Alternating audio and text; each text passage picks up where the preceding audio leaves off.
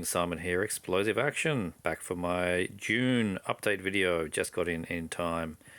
Got a smallish pile to get through this time, and if you keep watching, I've got a new segment at the end which I'm going to try out, and I'll let you guys tell me what you think and should I continue doing it, but let's get on with this stack of movies.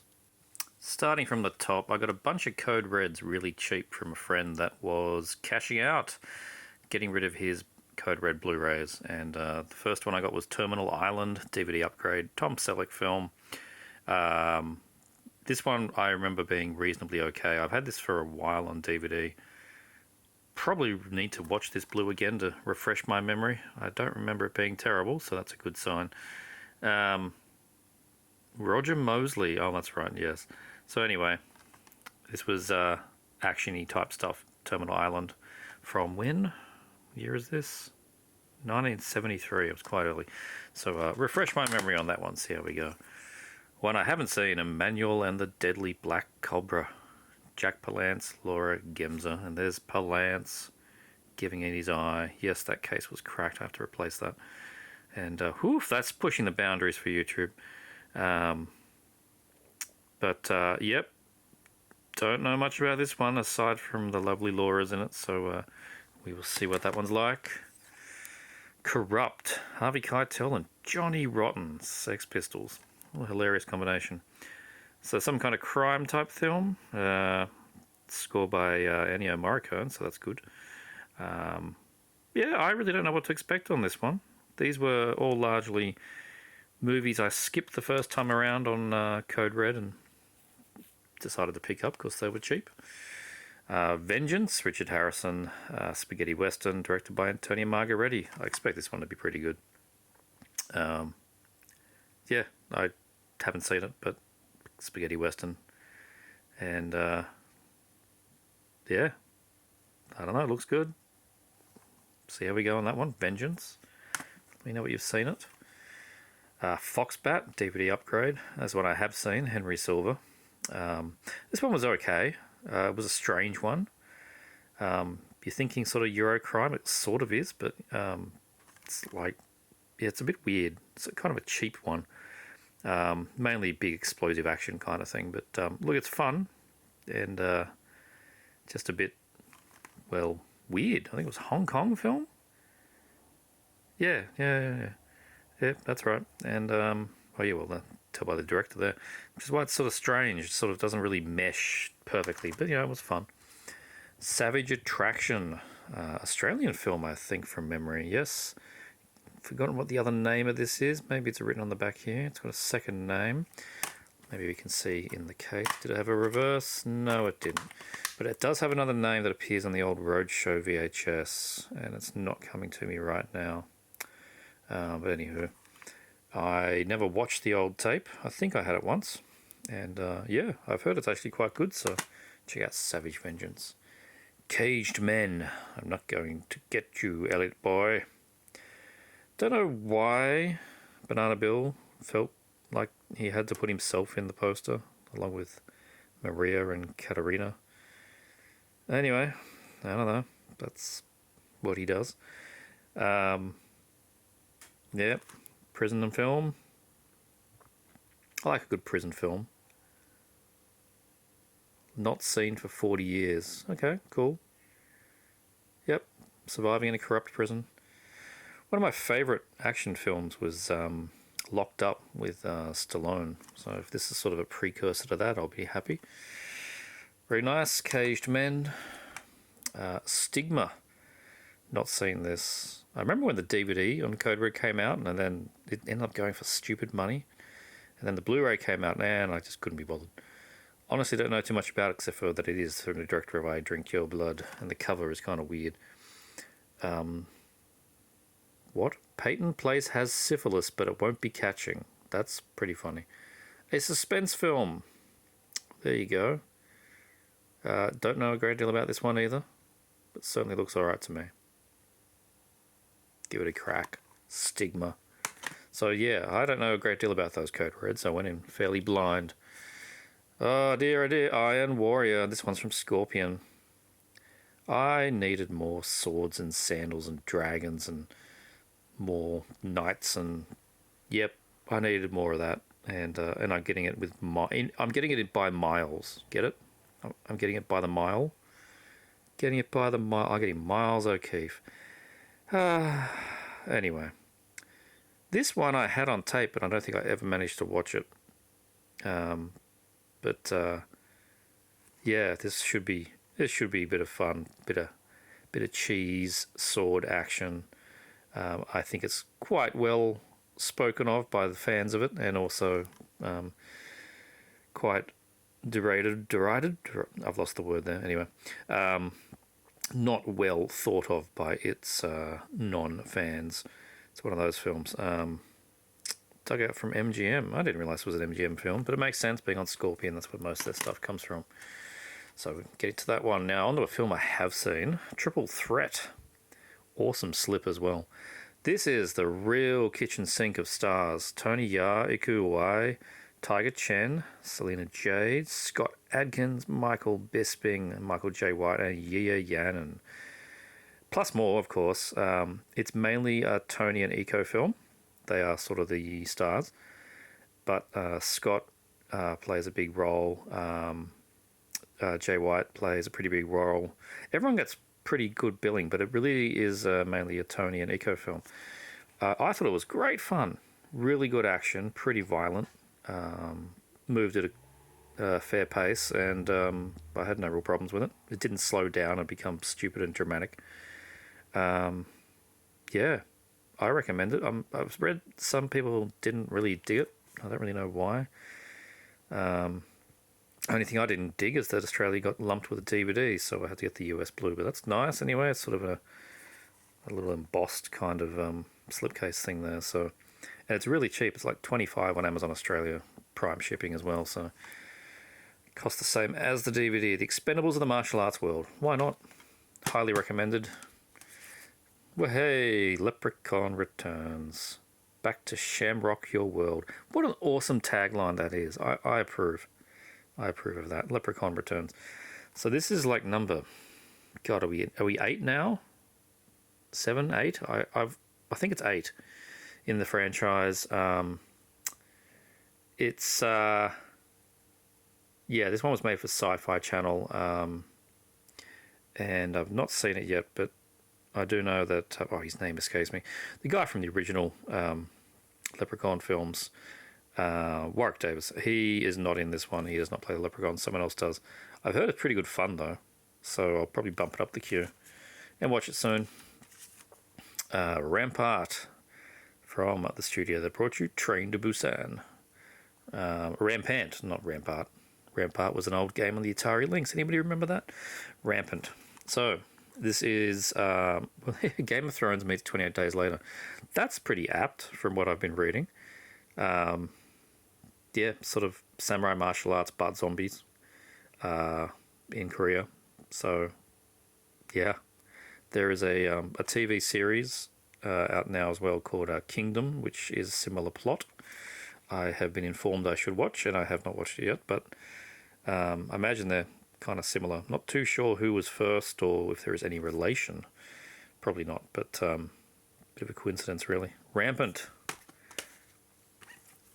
Spiders triple feature. This was dirt cheap. This is like $12 Australian or something, and it's a Blu-ray and a DVD. The DVD's redundant, but it's got Spiders, Spiders 2, and Spiders 3D. These are all new image Sci-Fi Channel movies, just slammed on a disc from Echo Bridge, but in HD and widescreen, I think. From I'm assuming that they are. I actually haven't checked this disc out, but most of these upgrades from Echo Bridge are usually done right. They just cram a lot into a disc. That's the only downside, but they always look pretty reasonable.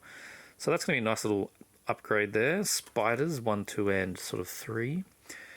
I cannot believe we're at this point of Andy Sidaris Blu-rays. Hard Ticket to Hawaii, amazing. Pay the price for paradise. This one's crazy, absolutely mental. I recommend this one.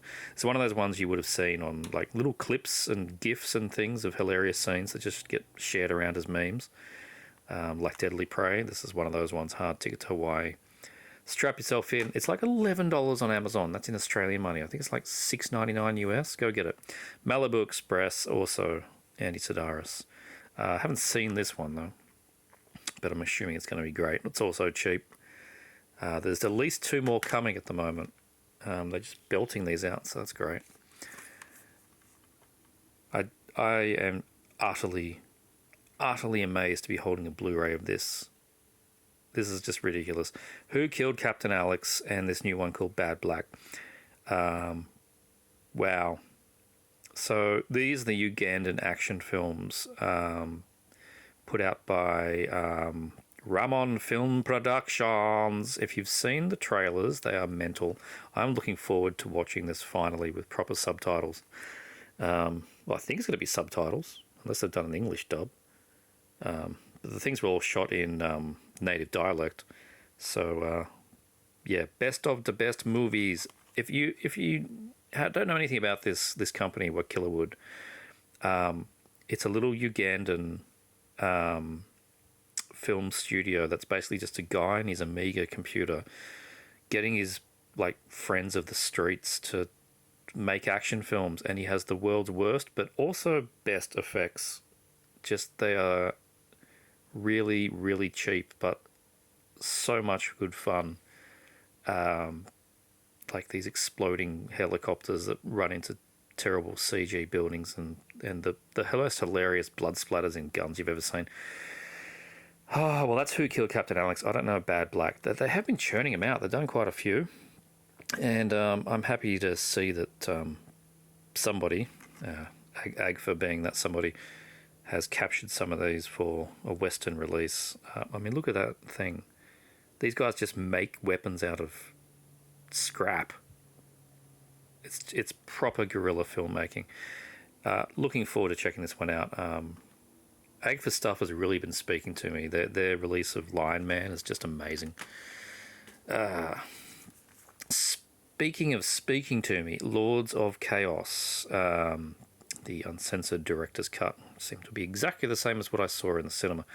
So this is the film, sort of, on Norwegian black metal of the birth, I suppose, of Mayhem, the band, and some of the other bands around that time make an appearance, and how Varg Vikernes of Burzum messed it all up in a way, at least for Mayhem at the time, which just made it all more notorious.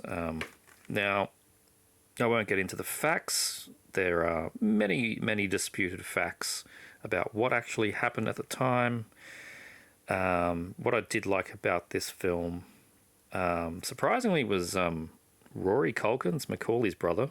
You can see the resemblance. He was really good in this. I thought he did a good job playing Euronymous. The attention to detail for set pieces like t-shirts and music used and recreating famous scenes was on point. That's the best stuff about this movie.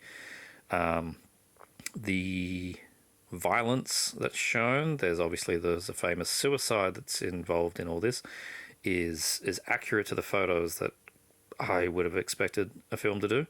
So it's pretty dark, and if you're just going to watch a movie, yeah, it's got a fairly brutal suicide in it. Look, honestly, it's if you take it with a grain of salt for the facts, which are a bit disputed, like this girl here doesn't even exist, but anyway, it's a good fun movie.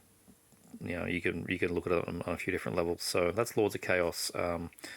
Yeah, I'd say it's worth checking out. It's mainly for fans of the music, as I am. Blood on Satan's Claw. This I've had on pre-order for well over a year. It also marks the last Blu-ray that I will have sent from Amazon UK. That's how long I've had this on pre-order, since over a year now. And now Amazon UK don't send to us in Australia, so that shows how long I've had it on pre-order, but they honoured all existing orders, and this was one of them. Really, really nice slip on this. This was put out by Screenbound. That's how long it's been. Number 2419 of 4000. And a new 4K scan. I really enjoy this one. So it's a Tygon film. So not Hammer, not Amicus, but Tygon, the third studio.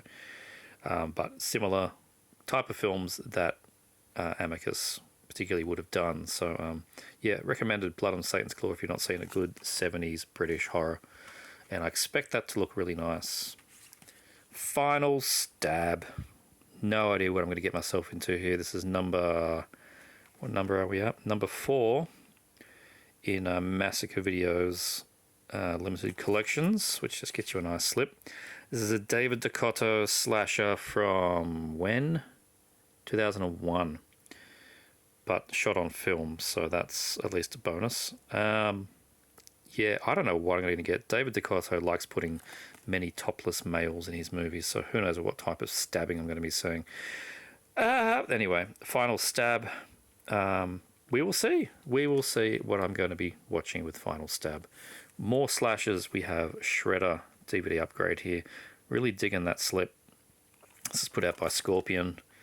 Underneath that, we have the regular art.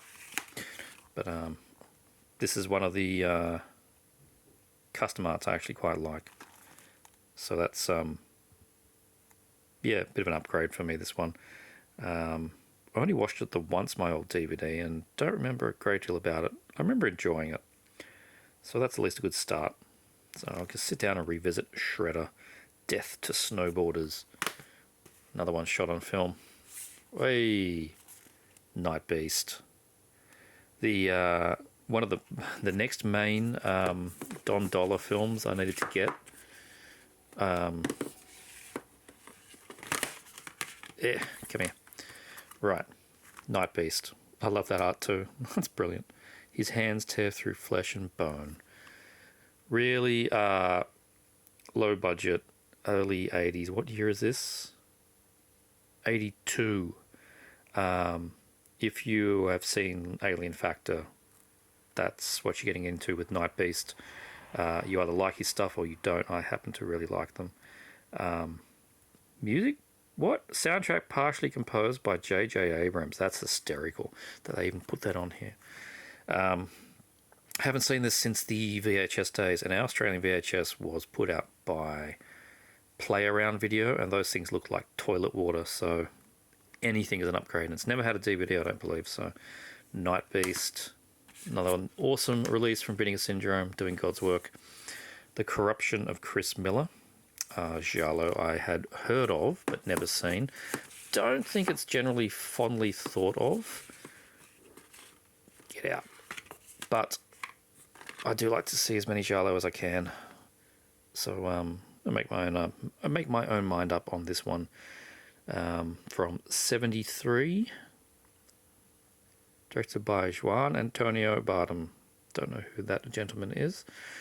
And yeah. No idea, but that's it. That's Corruption of Chris Miller. See how we go with that one. Hopefully it's good. This is a new range for Vinegar Syndrome. What are they calling this?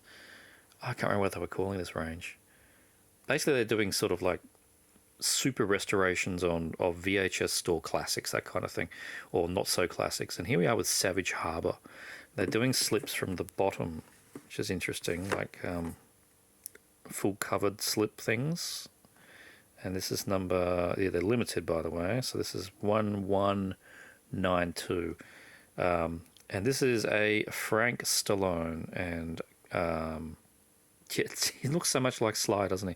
Frank Stallone, also known as Death Feud. Let's get this one out. Haven't seen this. I don't remember a Australian tape. Again, I think it's bypassing DVD. And Chris Mitchum, of course, from Execution Part 2, which is a riot. And I'm sure this is going to be completely up my alley. Scanned at 2K from the 35mm camera original. I cannot believe Vinegar Syndrome puts that much love into films like this. No one else is going to. So it's great that they do. Savage Harbour, also called Death Feud. I expect to really enjoy that one. On to the few DVDs that we've got here. War of the Arrows, cheaper Eastern Eye that I acquired for free. Actually, I was very happy. A friend sent me this one, a lavish epic. This one looks pretty good, but it was just definitely an Eastern Eye I didn't have for the collection. So try to get as many of those as I can of the ones that are not going to suck terribly, which is there's not many that suck. So War of the Arrows from South Korea. That should be good. The last DVD, Cloak and Dagger. Early 80s. I suppose you want to say it's a kid adventure film, but man, this is pushing it for a kid's film. I hadn't seen it, put it on, really enjoyed it. That's the kid from E.T. and that's the guy from War Games. That's how I look at it. Bloody rare, as far as I can tell, Umbrella release. I can find bugger all online about this thing. There's certainly none for sale. None recently have sold. The UPC brings up like one link on eBay. This seems pretty rare. It's really enjoyable. It's similar to something like War Games, and there's about a lot of espionage, and this kid discovers a sort of secret message in a video game that he is given by someone who has just been shot 3 times, and he spends the whole movie running away from people trying to kill him, and that's the kid from E.T. So it's pretty pretty dark themes for that kind of film that would traditionally be thought of as a kids movie. But we were made of harder stuff in the 80s, so that's Cloak and Dagger. No Blu-ray, but the DVD looks really good, so I recommend that. And the last thing we've got here, which I got really cheap, is finally I picked up Stranger Things Season 2, the US box set Blu-ray. These things, built like an absolute brick shithouse, are down to, excuse the fingers, down to like, from certain sellers on eBay, I think I paid $32 or something, $34 Australian, including shipping from the States. They are dirt cheap and really lavish. So you get all these photos and cards and things in there. I don't want to get them out. Then the faux VHS there, and the discs inside on little flippers. Like, it's really well presented, just like the first one. The first one was designed like a cardboard oversized slip and a big box, and this one's in a more plastic case. So that's Stranger Things 2. Season 3 starts on Netflix in about a week, so I'm gearing up for that. Now, stick around for the next segment. If you've only got interest in movies, then it's time to stop the video now, and I thank you for watching, but I have decided to give a go to doing a record update. I thought I'd do a little extra segment at the end and see how it went down. I guess most of you have probably worked out by now, I listen to metal. That's the music I listen to. When I'm not watching movies, I listen to and collect metal. I don't really talk about it much on this channel, and I figured, well, I may as well. Let's see if this becomes a thing or if I just do it the once. But anyway, been getting a few records and I thought I'd talk about them, so let's do that. Got this one in today. This is a US black metal band called Ringar, or Ringare, I'm not sure how you say it. Under Pale Moon is the album. New one on Iron Bonehead. Picked this up from Seance Records, who are a local Australian distributor who I happen to be able to pick up in person, which is really handy. So that makes it, makes shipping free, to be honest. So this on first playthrough, most of these have only had one playthrough so far. This is really good for fans of bands like Evil Feast. It's sort of really 90s style black metal that has a murky keyboard focus to it without being cheesy. So Evil Feast is probably the best example I can think of for what this would sound like. So Yeah, highly recommended so far. Good stuff. Picked up, excuse the glare, I've got the cover on this one. This is Abigor's second last album. I can remember the name of the damn thing. Sulfur. Time is the sulfur in the veins of the saint. Abigor are an interesting band. They were like, every album sounds pretty different. Austrian black metal, I suppose, is what you would generally call them. But this album it stays to that, but it's got a lot of industrial kind of elements in it. A lot of spacey kind of things. I think it's really good. The drums have got a punch. Really good sound to this record. I'm not going to show the insides of these things. I tend to usually just get black LPs anyway, so there's nothing much to show. But this is, I think, underrated. It's just two big tracks, one on each side of the record. And it's different to the album that just followed it, which is more like the earlier stuff. So you never know what you're going to get with Abigor, but this is a good one. Also from Iron Bonehead, this is Moonblood, German black metal from late 90s, I think. Late 90s, I think this one. Blut and Krieg and double with, and I'm going to get that one right. I have no idea how to say that one. Sobandlua do Bod. I'm sure I've ruined that entirely. Heavy thing, this. So you get two LPs, 1 and 2 inside the sleeves. This is pretty raw, straight ahead black metal if you like that kind of stuff. Again, I've only listened to it once through and I thought it was really good, and can be had quite cheap considering it's 2 albums in a big gatefold. I paid 35 Australian, picked it up. Be even cheaper for the Americans for Iron Bonehead. Spanish, I think this band Death Womb, know nothing about them, but the cover was awesome and gave it a listen, and it's just like pretty heavy death black stuff. Thought it was impressive enough to pick up a copy of it. Need to give it another spin. But Iron Bonehead generally, they're a good label. They don't disappoint. So I'm sure I'll really dig Death Womb when I get into it a bit more. This is the new one from Mallum, who is I think it's Finnish black metal, and you just can't lose with Finnish BM. It's always good. This just sounds like all the Finnish BM bands. So if you like Horner and that kind of stuff, you're gonna like Mallum. Quite melodic, but it's fast as. And this is the new one, Legion. It's just come out. Probably make somewhere in my list this year, I think. It is pretty damn good. So yeah, Mallum, Mallum. Check them out. I saw Incantation live last week, which was epic, and I picked up.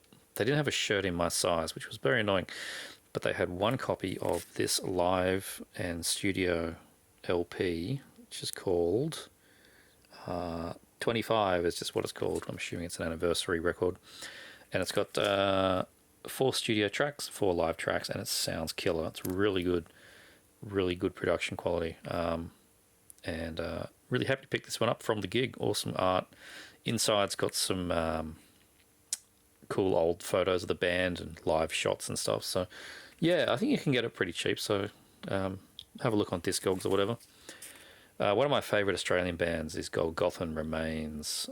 Death metal band, have done just this album so far. But if you like Immolation, you will like Golgotha Remains. It is that black and white. Big fan of this band. Have seen them 4 times. Had the CD started last year and wanted to get the record, but it was limited to 100, sold out quick. Has been reissued by Sentient Ruin. Give it a proper pressing, and the band supported Incantation. They were the first band of the afternoon. 3:30 in the afternoon. Can still taste the toothpaste. And epic set. And they had 3 copies of this with them in the splatter. This is actually a really cool red and black blood splatter LP, and really happy to snag that. Awesome band, awesome live, awesome album. Yep, Golgotha Remains, check them out. This is Drastus. I don't remember where these guys are from. I picked this one up. We had a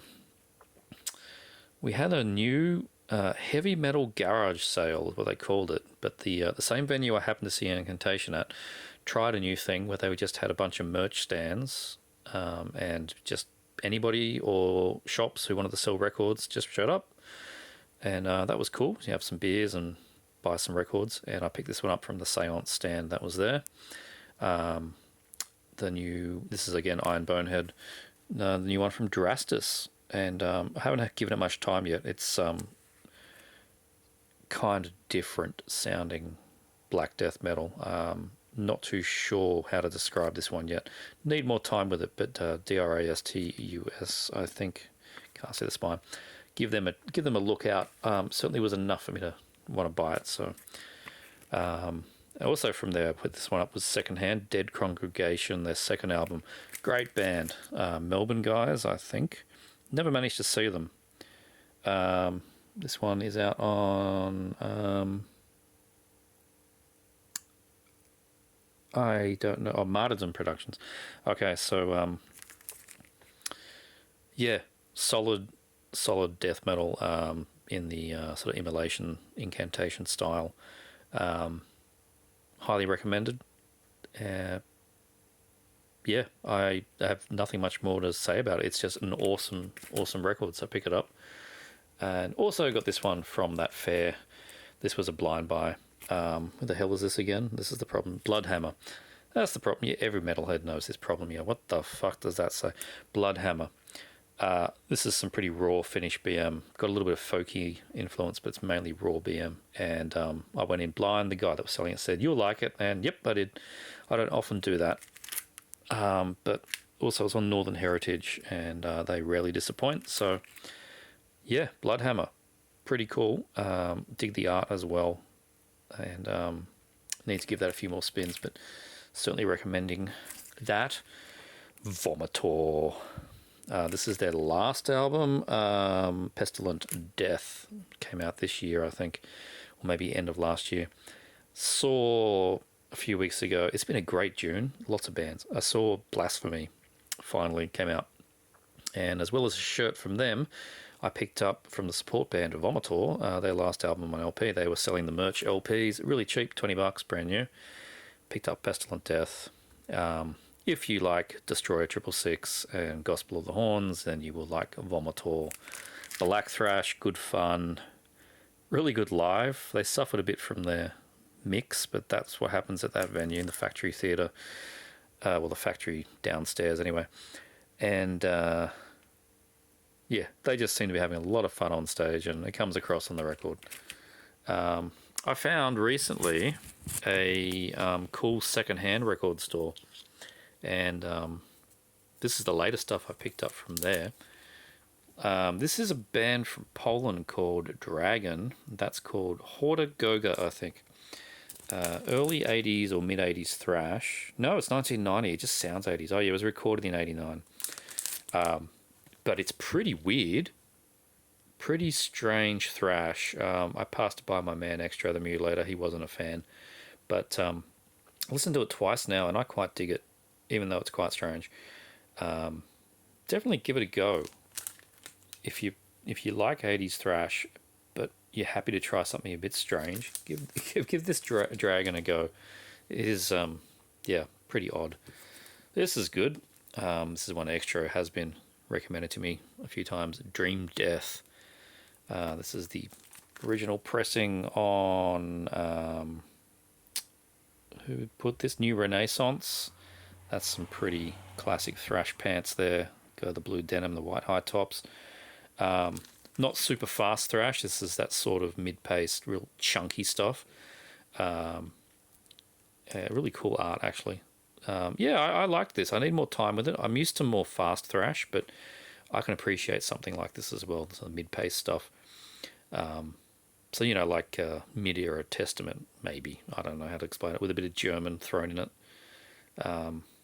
But yeah, it's not the ripping speeds of Creator or anything like that.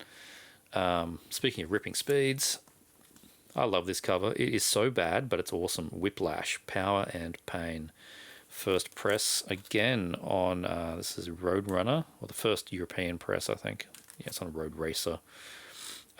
Dig this, though, for the Australians. So the original Utopia Records German pressing. Little sticker on there, and Totally Evil. So that's been sitting on this cover for 30 years. Such a fun album. Absolutely brilliant fun, and completely underrated 80s thrash. What is it, 86? Yeah, it came out the same year as Master of Puppets, and is the dumbed down, non-technical, but also bro chants, Anthrax nonsense. I can't stand Anthrax. It's straight ahead fun, good old thrash. Whiplash, Power and the Pain. Sounds like the cover. Heavy Load. I thought the name was pretty funny. And that cover is cheese-tastic. This is sort of just straight ahead heavy metal. Nothing else to call this. It's heavy metal. A little bit of speed metal sometimes. It does the double kicks a bit, but it's not really focusing on it. But it's just straight ahead heavy metal. I think this might be like 1980 on the dot. It's quite early. Oh no, it's 83. I got another one as well, which is already in the shelves. That was, I think, 1980. Yeah, good fun. I preferred the other album, the one before it. I prefer. I can't remember the name of it, but it's still good. It's just, yeah, straight ahead heavy metal. Just clean vocals. Yeah, it's good fun. Heavy Load. And getting to the end here. Destruction, Eternal Devastation. Speaking of fast thrash, this thing's a belter. Had it on the CD forever, wanted the record, and it was at this second-hand shop. Original Steamhammer German press. This is like their third or fourth album. I think it's the third. Really good. Not sure if it's my favourite. It might be my second favourite, Destruction. Really great art as well. But yeah, you can't go wrong with like the first four Destruction. Speaking of can't go wrong, holy shit. Sodom in the Sign of Evil. This is the original pressing on Metal Blade from 1984. God damn, this thing was ahead of its time. This is just dirt, absolute filth. Super fast, blackened speed metal. Yeah, if you don't know this band, you don't know this album, you don't know nothing. Doesn't sound anything like later Sodom. So if you're expecting it to sound like some of their last couple of albums, you're not going to get that. That's something I've noticed about pretty much all of the bands. Destruction, Creator, and Sodom, the big three German Teutonic bands, all have a very polished sound now. You go back to their early stuff, and you're getting proto-black metal, basically, and the evilest of them all is Sodom in the Sign of Evil. Highly recommend. It's only a mini LP, it's like 5 tracks. Check out that photos, amazing stuff. There's bullet belts. Cannot beat this. Well, you can, and that's with Bathory. Last thing of this update. I hope you've enjoyed this music portion of it. This is the 1987 reissue on Under One Flag from the UK. So effectively the second press. And this is just mandatory stuff. Bathory's self-titled is where black metal really kind of kicked off. People can argue about Venom black metal, but that was just heavy thrash metal with, you know, a satanic logo. This is where it really kicked off. Bathory's self-titled, and I'm really happy to have it on LP. It sounds amazing. And yeah, so that's the music portion of this update. Let me know what you think. Did you care about having music in this update? Are you here for the movies? Are you here for both? I often find people are like me. They are into cult movies and death metal and black metal. So why not do both? Anyway, hope you all enjoyed. Thanks for watching.